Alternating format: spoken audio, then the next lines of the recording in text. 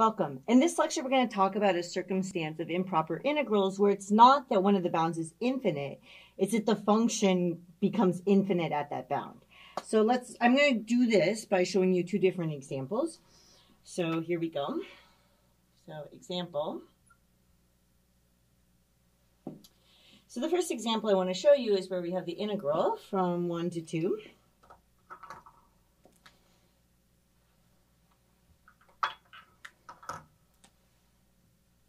And this is going to be of the integral of 1 over x minus 1. And then this is the dx, right? And I'm going to go ahead and draw this for you so that you can kind of get a sense of what might go wrong with this. So we have the two, I'm just going to do both of my axes in this color blue. So we have our x-axis and we have our y-axis. And if you draw the graph of this function, so first off, the interval that we're looking at, we have a 2 here. And then we aren't really, because this function is going to go like this on that interval, we can't actually really reach that 1, and so we're going to want to come, right, we're going to want to come in the 1 plus direction like that and approach with kind of intervals that get closer and closer to this whole interval to figure out what this area is underneath this curve. Okay, so this here is y equals 1 over x minus 1. And we're looking for that area. And so we're going to do it, as I said before, by looking at intervals that are like closer and closer to the whole interval. And it's a 1 plus 1 because the values, like this endpoint here on this side, would be a little bit bigger than 1. And when we're approaching, getting closer and closer to 1. Okay, so what we're going to get here is that we're going to get this limit. So this here, we're going to look at it as the limit as, so we have t approaches 1 from the plus side of, and then we're going to take this integral. So we're going to want to take this integral where we're going to replace that 1 by a t. Okay, so you can kind of picture this t as being here, and we want that t to approach the 1. And then we have our 2 of, and then it's the same integral, just with the t replaced there, which is always bigger than 1 but close to 1. Okay, dx. Okay, and then we can keep on going. So this is going to equal, and then we can go ahead and integrate. Like leave your limit here, write your limit each time. And don't actually take the limit until we're kind of ready to, in some sense.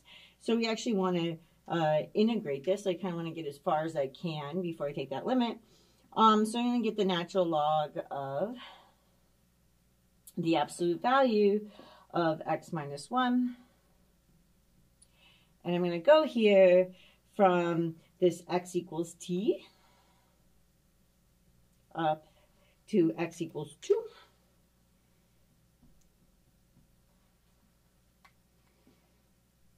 And I don't need to put in anything for t yet because I can still expand this out. So I get the limit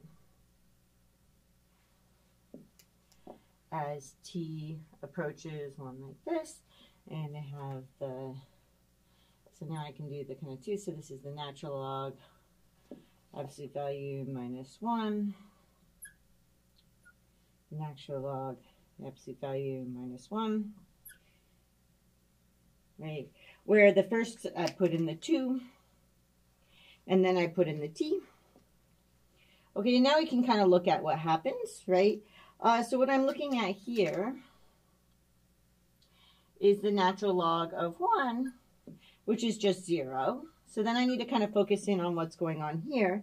But what's happening with this one is t approaches 1 from the positive side, right? It approaches, so numbers that are bigger than 1. I'm going to get something that's positive but very, very close to 0.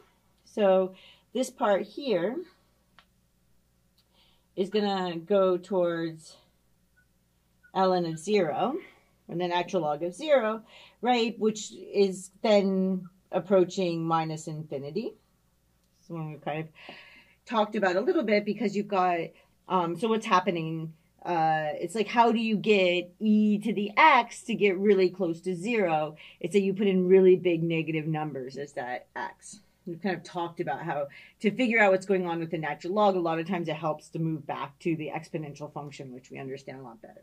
Okay, so with the minus and the minus, this is going to equal plus infinity. So it's divergent.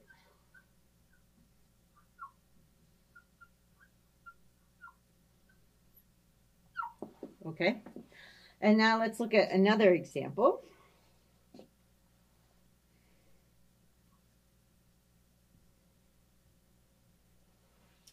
So in this example, I want to take the integral from, and then I want to go from minus 4 to up to minus 2 of, and then I want to take the function, so I have 1 over x plus 2 squared dx. And let's draw that really quickly. So I have my x-axis and my y-axis, and I have my minus 4. And I want to approach this minus 2, and I kind of look at what's happening with the function, and the function kind of goes like this. So this is another one that's going to kind of shoot up like that. Okay, so this is going to be y equals 1 over x plus 2 squared.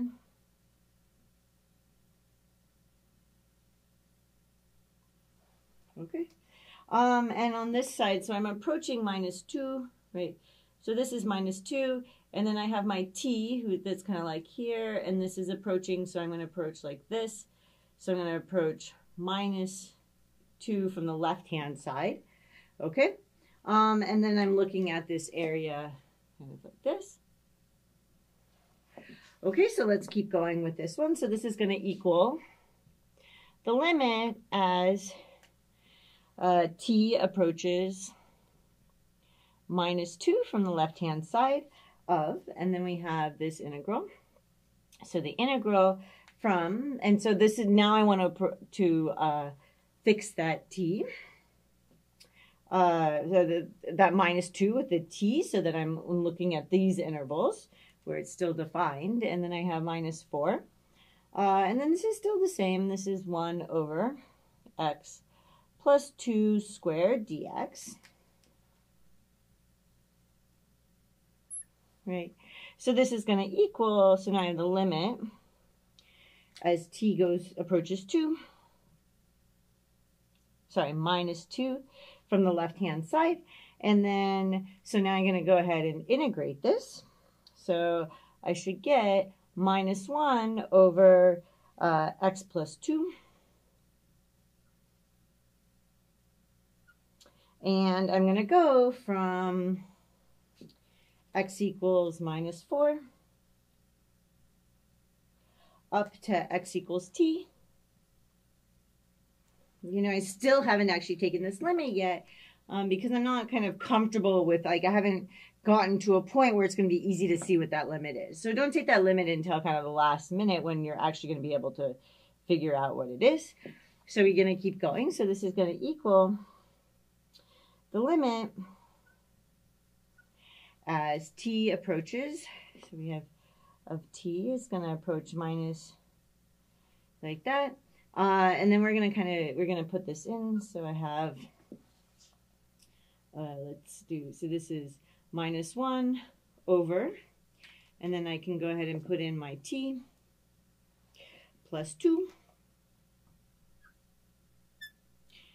minus, and then I've got to put in this one, so I have minus 1 over, and then I have my minus 4 plus 2.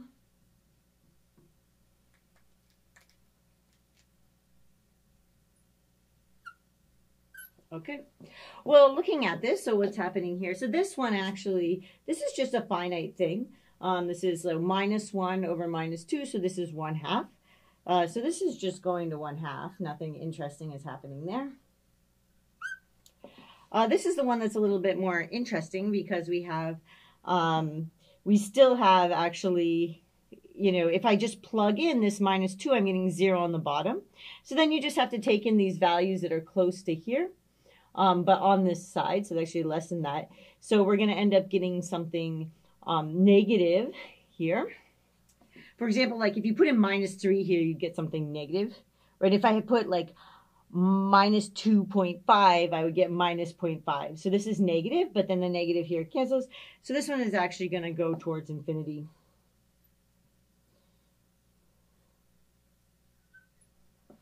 Okay.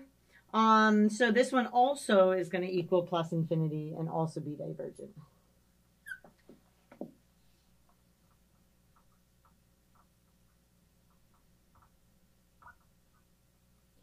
But this is not always true. So both of these examples that we're going through are divergent. But we'll go through the p-test, and then you'll be able to see in there that sometimes actually you'll get ones that aren't divergent. So let's just kind of look at what we did here.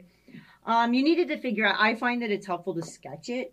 The way that we kind of figured out that we had a bound that was problematic was because, well, you could even just kind of look at it. If I put 1 into here, I get 0 on the bottom. So that's definitely getting infinite. So my graph is kind of going infinite.